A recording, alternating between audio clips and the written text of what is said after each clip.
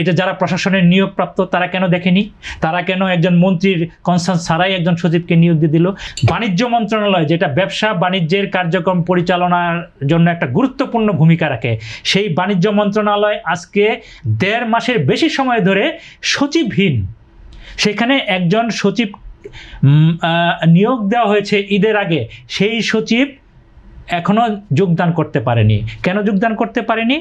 বাণিজ্য মন্ত্রীর কনসার্ন ছাড়াই একটা গোষ্ঠী তাকে সচিব হিসাবে নিয়োগ দিয়েছে।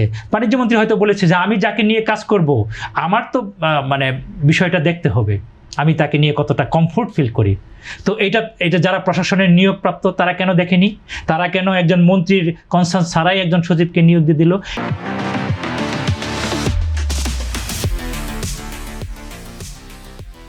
এই যে প্রশাসনের বিশৃঙ্খলা, এইটার কুফল কিন্তু আমার ব্যবসা বাণিজ্যে পড়ছে। তাহলে কি সরকারের মধ্যে বা সরকার বা বিরোধী দল বা প্রত্যেকটি দলের মধ্যে কি সেই সংঘবদ্ধতা নেই? তাদের মধ্যে একে অপরের প্রতি সহযোগিতা নেই? কিছুটা ঘাটতি আমরা লক্ষ্য করছি। এটা একটা নতুন সরকার, 3 মাস সময় বা 100 দিন সময় পেরিয়ে গেছে। এখনই যে আমরা খুব বেশি সমন্বয়ে আশা করব তা না, কিন্তু আপনাকে যেই জায়গাগুলো দরকার সেই জায়গাগুলো দ্রুত উদ্যোগ নিতে হবে। যদি আপনি এই উদ্যোগে আপনি ঢিলেমি করেন, মানে কোনো ধরনের ব্যর্থতার পরিচয় দেন, তাহলে যে শক্তিটা আমাদের দেশের অর্থনীতি, আমাদের ব্যবসা বাণিজ্য এইগুলোকে খারাপ করতে চাচ্ছে। আমাদের একটু সাপ্লিমেন্ট করতে চাই সমন্বয়ের ব্যাপারটা।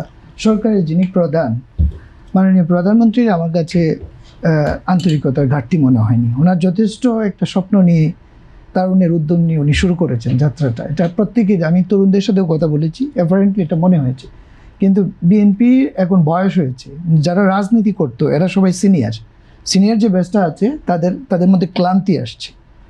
নতুন আরেকটা প্রজন্ম তৈরি হয় নাই কম্পিটেন্টলি এই আগামীর বাংলাদেশকে মোকাবেলা করার মতো। এটা আমরা একটা ঘাটতি দেখতে পাচ্ছি, তাদের মধ্যে ইন্টিগ্রিটির ঘাটতি দেখতে পাচ্ছি, তাদের মধ্যে সক্ষমতার ঘাটতি দেখতে পাচ্ছি। ক্যাপাবল লোক আছেন কিন্তু সংখ্যাটা খুব অল্প, একটা গ্যাপ তৈরি হয়েছে। ট্রান্সফরমেশনাল লিডারশিপের ক্যাপাবল লোকের যদি অভাব থাকে তাহলে 9,38 লাখ টাকার যে বাজেট, এত বড় বাজেট বাস্তবায়ন, এবং এখানে অনেকগুলো চ্যালেঞ্জ, একটা দুইটা না, প্রত্যেক ধাপে ধাপে চ্যালেঞ্জ, সেই চ্যালেঞ্জ কি করে মোকাবেলা করবে সরকার? না, এটা তো একটা বড় চ্যালেঞ্জ, সেটাই তো বললাম। এই টাকাটা তো জনগণের টাকা, আমার আপনার ট্যাক্সের টাকা।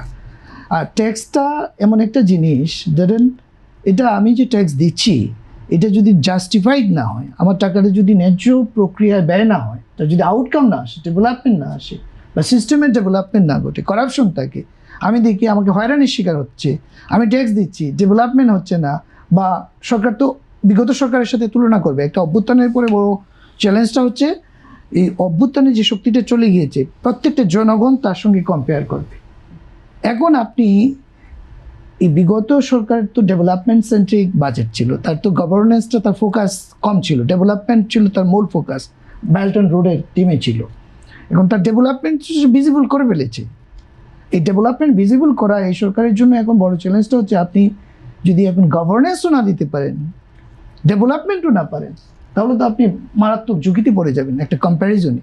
ওই সরকার তো অন্তপক্ষে ডেভেলপমেন্ট সেল করতে পারবে, আপনি গভর্নেন্সকে বলবেন যে না, convergence of governance and development হয়নি, এই কারণেই তো তাকে এই সংকটটায় পড়তে হয়েছে। সেটা হলে তো তার সংকট ছিল না। কিন্তু এই সরকার না ডেভেলপমেন্ট না গভর্নেন্স, তাকে যদি আপনার ইন্দো প্যাসিফিক অর্ডারে যদি আপনি ঢুকেন, এটার মূল ফ্রেমওয়ার্কটাই হচ্ছে গভর্নেন্স। এই ফ্রেমওয়ার্কে ঢুকে আপনি inclusivity, governance, democracy, human rights এগুলো এনশোর না করে, এই গিনি কোএফিসিয়েন্সি না কমিয়ে, মানে বৈষম্য যেটা, আপনি আসলে আপনাকে সরকারকে এখানে সরকারের পক্ষ